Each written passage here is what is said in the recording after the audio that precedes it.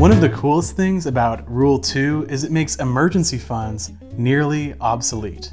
A lot of financial gurus out there stress the importance of having an emergency fund instead of saving for true expenses. Okay, here's the deal. Using a generic emergency fund for everything puts you in this frustrating position of always having to pause your goals to refill your fund pretty much every month. A generic emergency fund also causes a lot of confusion.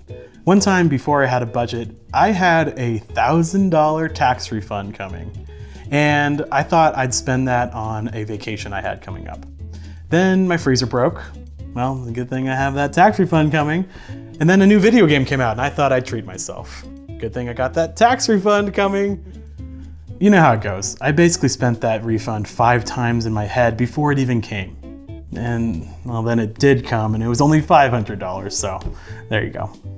Thinking of your emergency fund as a catch-all for any expense you don't want to pay is no different. The same money can't pay for new tires and a medical expense and a home repair.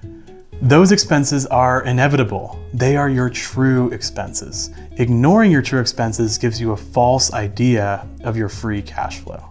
With Rule 2, not only are you being more honest about the cost of your life, but you also won't even need an emergency fund nearly as often as you think. I myself have only needed my emergency fund one time after 6 years of budgeting with YNAB. I mean, think about it. Is that big car repair really an emergency if you have the money ready for it? No, because the more you budget, the more you'll rethink what an emergency really is. An emergency is something unexpected that you have not planned for elsewhere in the budget and needs to be dealt with immediately. When it comes to savings, specificity is key. Give your dollars clear jobs and you're not very likely to pilfer from those funds. The stakes are clear. If I blow my home maintenance budget on a new iPhone, what am I going to do when my heater breaks in January?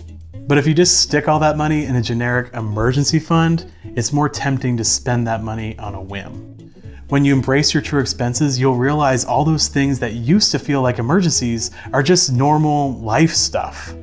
Preparing for all the little things that you can see coming will help you understand what a true emergency is. And in time, almost nothing will really feel like an emergency.